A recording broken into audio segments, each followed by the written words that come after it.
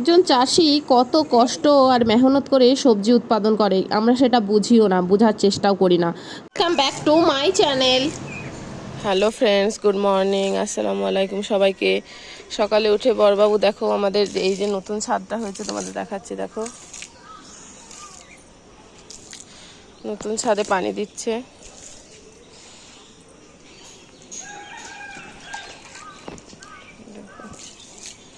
এই দেখো,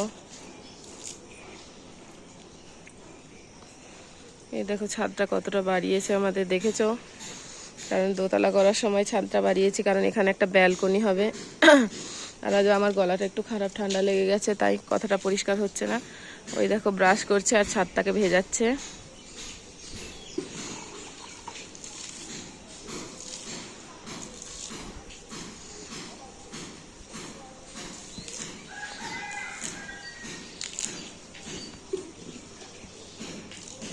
আর আমার বাড়ির নিচের অবস্থা দেখো, মাটি টাটি হয়ে আছে, এগুলো সব পরিষ্কার করতে হবে আর মাটিগুলো সব ঠিক করে দিতে হবে।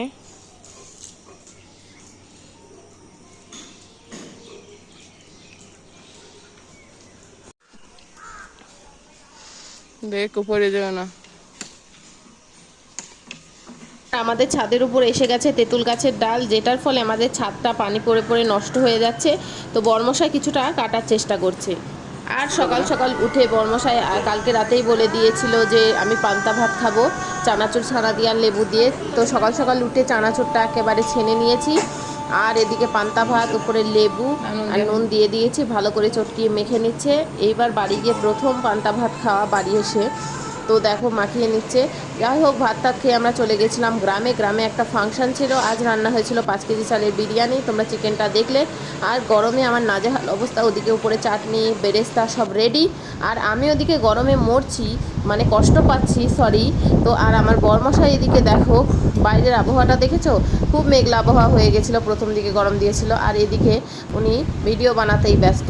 যাই হোক, আমার শ্বশুরবাড়ির সামনের পরিবেশটা দেখো, দুই দিকে পুকুর আছে আর এত সুন্দর ঠান্ডা পরিবেশ, হাঁসগুলো দেখো, আর এতটা ভালো লাগে না পুকুরের ধারে বসে থাকতে, আমার তো বেশ ভালো লাগে। যখন আমরা গ্রামের বাড়িতে থাকতাম তখন পুকুরের ধারে বিকালের সময়টাই আমার কাটতো, তো আমার খুব ভালো লাগতো। গ্রাম আমি খুবই ভালোবাসি, আজও ভালোবাসি, যখনই আমরা ছুটিতে যাই গ্রামে চলে যাই। তো এই দেখো একটা পিটুলি গাছই বলে।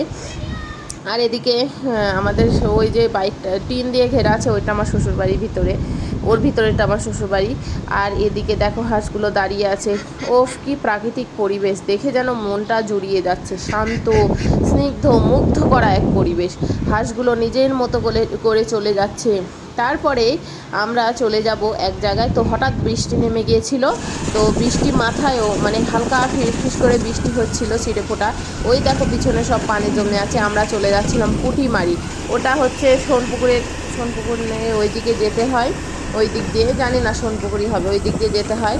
তো ওই সাইড দিয়ে আমরা যাচ্ছিলাম, আর রাস্তাটা এতটাই খারাপ ছিল, আমি বলেছি জীবনে আর কোনো দিন পুঁটিমারি আমি আসবো না। আর পুঁটিমারি কী করতে এসেছি একটা খালা শাশুড়ির বাড়ি।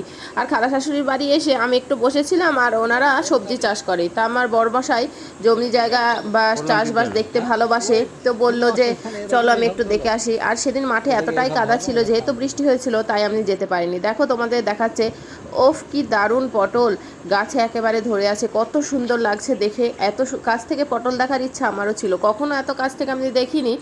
আর এই যে ভাইটা যাচ্ছে, এই ভাইটারই জমি, এটা আমার খালা শাশুড়ির ছেলে। ভাইটা কত যত্ন করে, খুব পরিশ্রম করে কাজ করে, যে মেহনতের ফলটা এত সুন্দর, দেখো কতটা সুন্দর।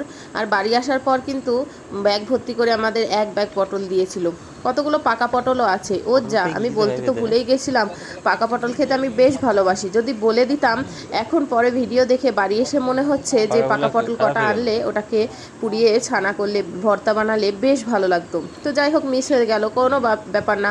পরের বার যখন যাব তখন গাছ থেকে পাকা পাকা পটল উঠিয়ে নিয়ে আসবো। ওই দেখো লাল লাল রঙের পটল, ওফ কি দারুণ লাগছে দেখতে, জাস্ট অসাধারণ, কোনো কথা হবে না। তো বাড়ি আসার সময় এক ঝোলা ভর্তি করে পটলও নিয়ে এলাম। অবশেষে আমরা বাড়ি চলে এলাম, আর বাড়ি চলে এসে এত বড় বড় মিষ্টি কিসের জন্য, আজ আমাদের একটা জমি রেজিস্ট্রি হয়েছিল, তো সেই মিষ্টি আমার বর খুশিতে তার জন্য মিষ্টি এনেছিল। তো দেখো আমি বর্মশাইকে খাইয়ে দিচ্ছি। আর আজকের ভিডিও আমার এই পর্যন্ত, তোমরা সবাই ভালো থেকো, সুস্থ থেকো, খোদা হাফেজ, বাই বাই।